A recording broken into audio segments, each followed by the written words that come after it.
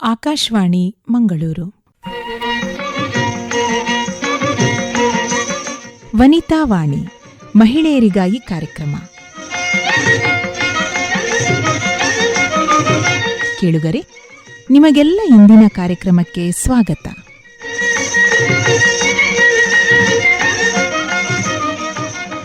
ಇಂದಿನ ಕಾರ್ಯಕ್ರಮದಲ್ಲಿ ಕೇಳಿ ಭಾಷಣ ಅಮ್ಮ. ಬರೆದು ಪ್ರಸ್ತುತಪಡಿಸುವವರು ಜ್ಯೋತಿ ಚೇಳಿಯಾರು. ನನ್ನ ಜಗದ ಬೆಳಕು ನನ್ನಮ್ಮ.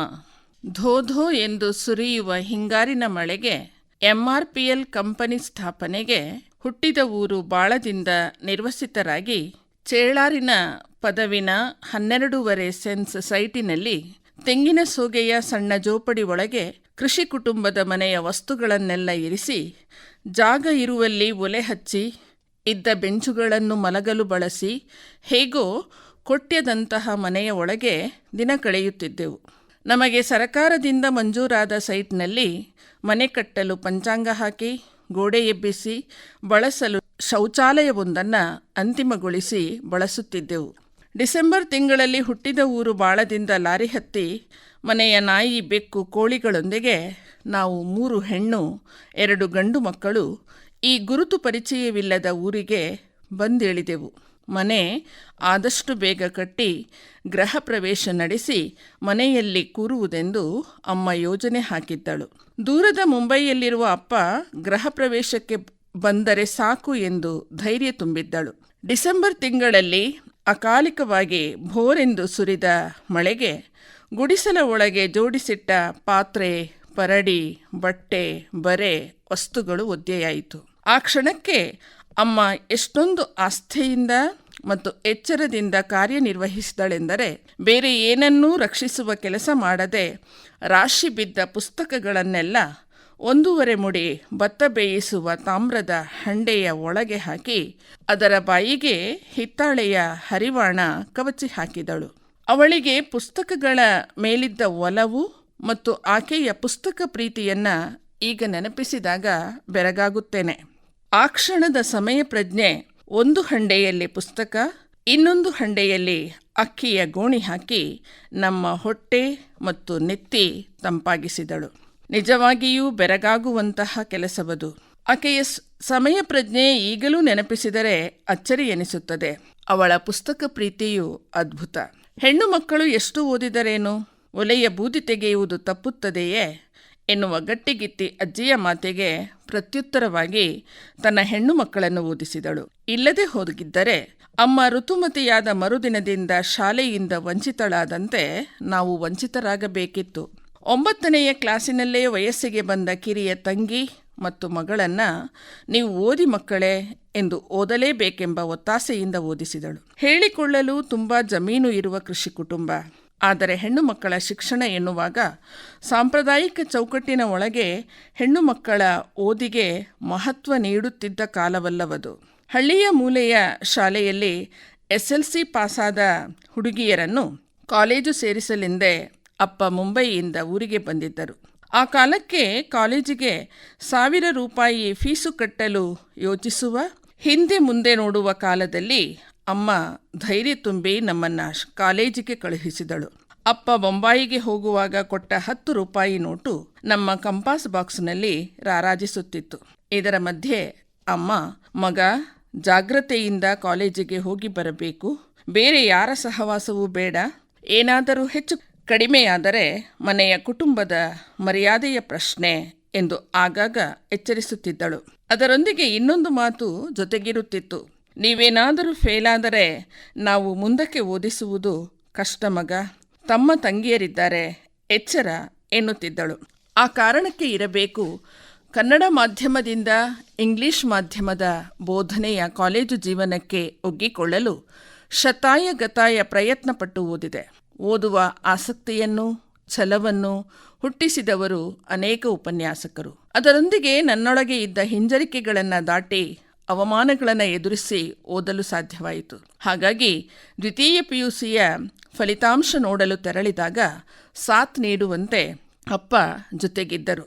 PUC ಮುಗಿಸಿ ಡಿಗ್ರಿಯನ್ನು ಸುರತ್ಕಲ್ನ ಗೋವಿಂದದಾಸ ಕಾಲೇಜಿನಲ್ಲಿ ದಾಖಲಾಗಿ ಓದಲೇಬೇಕೆಂಬ ಹಠ ತೊಟ್ಟು ಸ್ನಾತಕೋತ್ತರ ಪದವಿಗೆ ದಾಖಲಾದೆ. ಅದೊಂದು ಅದ್ಭುತ ಜಗತ್ತು. ನನ್ನೊಳಗಿನ ಸಾಧ್ಯತೆಯನ್ನು, ಆತ್ಮವಿಶ್ವಾಸವನ್ನ ಕಟ್ಟಿ ಬೆಳೆಸಿದ್ದು ಮಂಗಳ ಗಂಗೋತ್ರಿಯ ಕನ್ನಡ ವಿಭಾಗ. ಓದಲು ಹಗಲು ರಾತ್ರಿ ಎನ್ನುವ ವ್ಯತ್ಯಾಸ ಕಾಣದ ಗ್ರಂಥಾಲಯ, ಹಾಸ್ಟೆಲ್ ಬದುಕಿನ ವಿದ್ಯಾರ್ಥಿ ಜೀವನ, ಇದೆಲ್ಲ ಸಾಧ್ಯವಾಗಿದ್ದು ಅಪ್ಪನ ನಿರ್ಧಾರ ಮತ್ತು ಅಮ್ಮನ ಒತ್ತಾಸೆಯಿಂದ. ಸೂಜಿಗೆ ಮುತ್ತು ಕೊಟ್ಟು ಸಂಸಾರ ನಡೆಸಿದ ಅಮ್ಮ ನನ್ನ ಹಾಸ್ಟೆಲ್ ಫೀಸಿಗೆ ಎಂದೂ ಕೊರತೆ ಮಾಡಲಿಲ್ಲ. ಎಲ್ಲಕ್ಕಿಂತ ಹೆಚ್ಚಾಗಿ ಓದಬೇಕು, ಏನಾದರೂ ಮಾಡಬೇಕು ಎಂಬ ಹಸಿವನ್ನ ಹುಟ್ಟು ಹಾಕಿದವಳು ಅವಳು. ಈ ಹಸಿವು ಅದು ಎಲ್ಲಿಂದ ಬಂತು, ಹೇಗೆ ಆರಂಭವಾಯಿತು ಎಂದು ಪ್ರಶ್ನಿಸಿಕೊಂಡರೆ, ಅಮ್ಮ ನಮ್ಮ ಹಳ್ಳಿ ಮೂಲೆಯ ಮನೆಗೆ ತರಿಸುತ್ತಿದ್ದ ಪತ್ರಿಕೆಗಳಾದ ಪ್ರಜಾಮತ, ಸುಧಾ, ಮಯೂರ, ತುಷಾರ, ಈ 4 ಪತ್ರಿಕೆಗಳನ್ನು ಆಕೆ ಮನೆಗೆ ತಪ್ಪದೇ ತರಿಸುತ್ತಿದ್ದಳು. ಅದಕ್ಕೆ ಅವಳು ಕಾರ್ಯನಿರ್ವಹಿಸುತ್ತಿದ್ದ ರೀತಿಯೇ ಬೆರಗು ಹುಟ್ಟಿಸುವಂಥದ್ದು. ನಮ್ಮ ಮನೆಯಲ್ಲಿ 14 ಮಂದಿ ಸದಸ್ಯರ ಜೊತೆಗೆ ನಿತ್ಯ ಕೃಷಿ ಕೆಲಸಕ್ಕೆ ಬರುವವರು ಇದ್ದರು. ಇವರೆಲ್ಲರಿಗೂ ಮುಂಜಾನೆ ಸಂಜೆ ಅಡಿಗೆಯಾಗಬೇಕು. ಬೆಳಿಗ್ಗೆ ಮಾಡಿದ ಗಂಜಿ ರಾತ್ರಿಗೆ ಉಳಿಯುತ್ತಿರಲಿಲ್ಲ. ಸಂಜೆಯ ಅಡಿಗೆ ಬೇರೆಯೇ ಆಗಬೇಕು. ಅದರೊಂದಿಗೆ ರೈತಾಪಿ ವರ್ಗದ ಜನರಿಗೆ ಊಟ ತಿಂಡಿಯ ಕಾರ್ಯ. ಬೆಳಿಗ್ಗೆ ಬೇಗ ಅಡುಗೆ ಕೆಲಸ ಮುಗಿಸಿ ಬಿಸಿಲು, ಮಳೆ, ಗಾಳಿಯಲ್ಲಿ ಗದ್ದೆಯಲ್ಲಿ ಕೊಯ್ಲು ನಾಟಿಗಾಗಿ ದುಡಿದರೆ, ಗುಡ್ಡದಿಂದ ತರಗೆಲೆ, ಮುಳ್ಳು, ಸೊಪ್ಪು, ಕಟ್ಟಿಗೆ ತರುವ ಕೆಲಸ ನಿರಂತರವಾಗಿತ್ತು. ಎಣೆಲಿನ ಕೊಯ್ಲು, ಸುಗ್ಗಿಯ ನಾಟಿಯ ಜೊತೆಯಾಗಿಯೇ ಸಾಗಬೇಕಾದ ಒತ್ತಡದ ಕೆಲಸವದು. ಮೊಣಕಾಲು ಉದ್ದದ ಕೆಸರು ನೀರಿನಲ್ಲಿ ನಿಂತು ಪೊಲುವೈ, ಬೆದುರುಮಾರು ಗದ್ದೆಗಳ ಪೈರಿನ ಕೊಯ್ಲನ್ನ ಮಾಡಬೇಕಾದರೆ ಜಾಣ್ಮೆ ಬೇಕು. ನೀರಲ್ಲಿ ಮುಳುಗಿದ ಮಲಬಾರ್ ಕಾಯಿಮೆ ಭತ್ತದ ತಳಿಯ ಪೈರನ್ನು ಪರ್ಕತ್ತಿಯಲ್ಲಿ ಎಳೆದೆಳೆದು ಕೊಯ್ದು ನೀರಿನಿಂದ ಇರುವ ಪೈರನ್ನ ಕಟ್ಟಿ ಸೂಡಿ ಬೀಸುವಾಗ ರಪಕ್ಕನೆ ಮುಖಕ್ಕೆ ಹಾರುವ ಭತ್ತ ಕಣ್ಣಿಗೆ ಚುಚ್ಚದಿರಲಿ ಎಂದು ಕಣ್ಣು ಮುಚ್ಚಿ ಜಾಗರೂಕತೆಯಿಂದ ಕೊಯ್ಲಿನ ಕೆಲಸ ಮುಗಿಸಿ ಮನೆಗೆ ಬರುತ್ತಿದ್ದಳು. ಮನೆಗೆ ಬಂದರೆ ಅಲ್ಲಿರುವ ಮನೆ ಮಂದಿಯ ಹೊಟ್ಟೆ ತಂಪಾಗಿಸಲು ಮತ್ತೆ ಅಡಿಗೆಯ ಕಾಯಕಕ್ಕೆ ಸಿದ್ಧಳಾಗುತ್ತಿದ್ದಳು. ಬೆಳಿಗ್ಗೆಯಿಂದ ಸಂಜೆಯವರೆಗೆ ಬೆನ್ನು ಬಾಗಿಸಿ ನಡೆಸುವ ಗದ್ದೆಯ ಕೊಯ್ಲು, ಸ್ನಾನ ಎಲ್ಲ ಮುಗಿಸಿ ಮಕ್ಕಳಿಗೆ, ಹಿರಿಯರಿಗೆ ಊಟ ಬಡಿಸಿ ತಾನು ಊಟ ಮಾಡುವ ಮೊದಲು 1 ಟಿನ್ ಬೀಡಿಯ ಸುರುಳಿ ಸುತ್ತಲು ಆರಂಭ. ಚಿಮಿಣಿ ದೀಪದ ಬೆಳಕಲ್ಲಿ ಕುಳಿತು ಬೀಡಿ ಕಟ್ಟುತ್ತಿದ್ದಳು. ಅದು ಅವಳು ಮನೆಯ ಪುಳಿಮುಂಚಿಗಾಗಿ ಕಟ್ಟುತ್ತಿದ್ದ ಬೀಡಿಯಲ್ಲ, ತನ್ನ ಓದಿನ ಹುಚ್ಚಿಗಾಗಿ, ಮಕ್ಕಳಿಗೆ ಪುಸ್ತಕಗಳನ್ನು ಓದಿಸಬೇಕೆಂಬ ಒತ್ತಾಸೆಯಿಂದ ತಾನು ಉಣ್ಣದೆ ಹಸಿದು ಬೀಡಿಯ ಕಾಯಕ ಪೂರೈಸುತ್ತಿದ್ದಳು. ತಂಗಿ ಅಥವಾ ಮಗಳನ್ನು ಬೀಡಿಗೆ ನೂಲು ಸುತ್ತಲು ಹೇಳಿ ಎಲೆ ಕತ್ತರಿಸಿ ಹದಗೊಳಿಸಿದ ಬೀಡಿಯ ಕಾಯಕ ನಿರಂತರ ಸಾಗುತ್ತಿತ್ತು. ಕೃಷಿ ಕುಟುಂಬದ ಮನೆಯಲ್ಲಿ ಬೇಸಿಗೆಯ ದಿನಗಳು ವಿರಾಮದವೂ ಆಗಿರಲಿಲ್ಲ. ಮಳೆಗಾಲಕ್ಕೆ ಬೇಕಾದ ಕಟ್ಟಿಗೆ, ತರಗೆಲೆ ಒಟ್ಟು ಮಾಡುವ ಕೆಲಸವಲ್ಲದೆ ಭತ್ತವನ್ನು ಬೇಯಿಸಲು ಮುಳ್ಳನ್ನು ಗುಡ್ಡದಿಂದ ಕತ್ತರಿಸಿ ತರಬೇಕಿತ್ತು. ಬೇಯಿಸಿದ ಭತ್ತವನ್ನು ತೋಡುವ, ಹರವುವ, ಒಣಗಿಸುವ, ರಾಶಿ ಹಾಕುವ ಕೆಲಸದೊಂದಿಗೆ ಭತ್ತವನ್ನು ಮಿಲ್ಲಿಗೆ ಅಕ್ಕಿ ಮಾಡಿ ತರಲು ಅವಳು ಹೆಗಲು ಕೊಡುತ್ತಿದ್ದಳು. ಕಡಿದಾದ ಗುಡ್ಡದ ದಾರಿಯಲ್ಲಿ ಭತ್ತದ ಮೂಟೆಯ ಹೊರೆ ಹೊತ್ತು ಸಾಗಿ ಮರಳುವುದು ಸುಲಭದ ಕೆಲಸವಾಗಿರಲಿಲ್ಲ. ಈ ಕೃಷಿ ಕೆಲಸದ ಕಾರ್ಯಗಳ ನಡುವೆ ಬೀಡಿ ಕಟ್ಟುವ ಕಾಯಕ ಸಾಗುತ್ತಿತ್ತು. ಮನೆಯ ಪುಳಿಮುಂಚಿಗಾಗಿ ಬೀಡಿ ಕಟ್ಟಿದವಳು ಅವಳಲ್ಲ. ಓದುವ ಹುಚ್ಚು, ಪುಸ್ತಕದ ಪ್ರೀತಿಗಾಗಿ ಬೀಡಿ ಕಟ್ಟಿದವಳು, ಪುಸ್ತಕ ಪ್ರೀತಿಯನ್ನು ಹಂಚಿದವಳು ನನ್ನಮ್ಮ.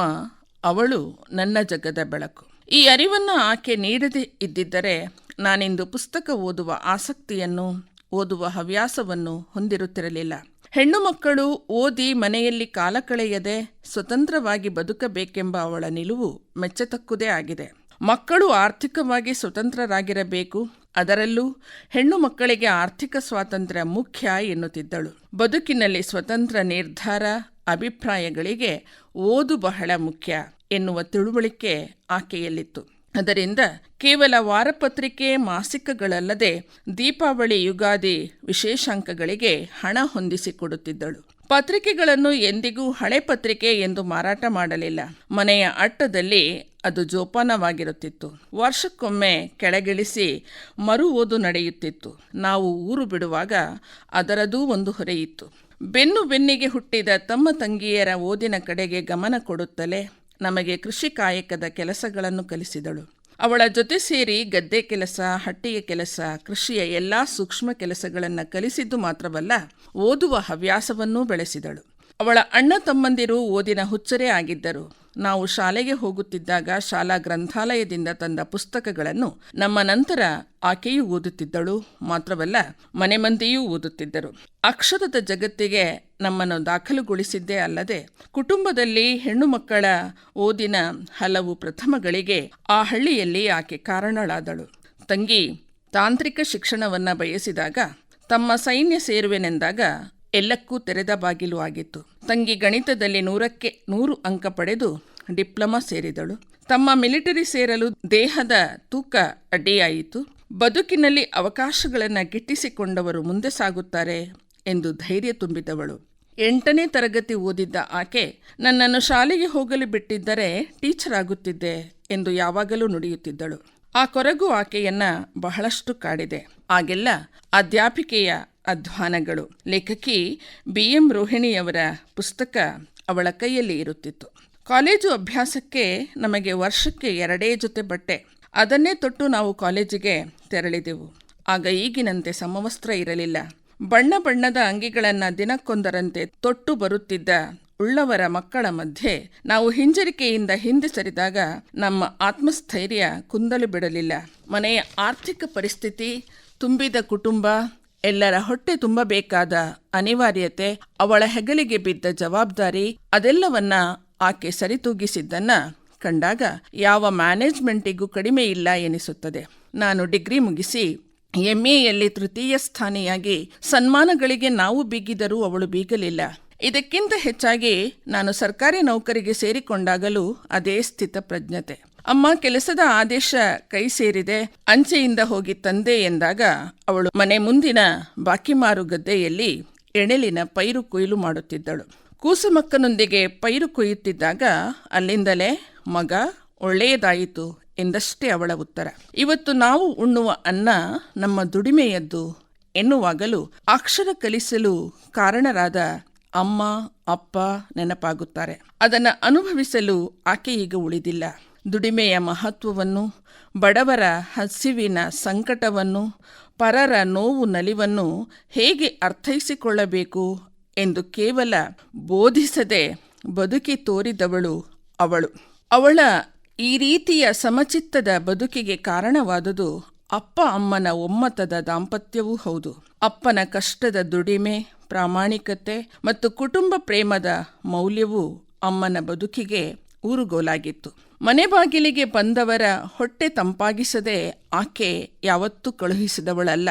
ಜೀವನದ ಬಹುದೊಡ್ಡ ಮೌಲ್ಯಗಳನ್ನು ತನ್ನ ಬಾಳುವೆಯ ಸಣ್ಣ ಸಣ್ಣ ಕ್ರಿಯೆಗಳಲ್ಲಿ ಬದುಕಿ ತೋರಿ ಸಂಸಾರದ 100 ಸಂಘರ್ಷಗಳಿಗೆ ಎದೆಯೊಡ್ಡಿ ಹಣವನ್ನು ಪ್ರೀತಿಸಬಾರದು ಮಗು, ಮನುಷ್ಯರನ್ನು ಪ್ರೀತಿಸಬೇಕು ಎಂಬ ಆಶಯದ ಬಾಳುವೆ ಅವಳದು. ಅವಳು ನನ್ನ ಜಗದ ಬೆಳಕು. ಇದುವರೆಗೆ ಅಮ್ಮ ಭಾಷಣ ಕೇಳಿದಿರಿ. ಬರೆದು ಪ್ರಸ್ತುತಪಡಿಸಿದವರು ಜ್ಯೋತಿ ಚೇಳಿಯಾರು. ಒಳ್ಳೆಯದು. ಇದು ಇಂದಿನ ವನಿತಾವಾಣಿ. ಮತ್ತೆ ನಿಮ್ಮ ಭೇಟಿ ಮುಂದಿನ ಕಾರ್ಯಕ್ರಮದಲ್ಲಿ. ನಮಸ್ಕಾರ.